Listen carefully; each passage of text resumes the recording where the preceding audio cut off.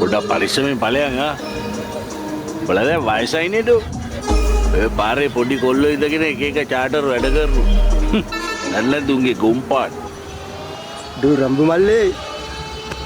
වයසට ගියත් වැඩා. වෙලකාල වාසි දනමතම ආසි හිත ඉපිලෙන සතුටකින් මම නම් පාවි අපේ හීන පාවි මල් මාල තාවි රජ ජන තපසට මම දන්නම් වේවි වෙලකාල වාසි දනමතම ආසි හිත ඉපිලෙන සතුටකින් මම නම් පාවි අපේ හීන පාවි මල් මාල තාවි රජ ජන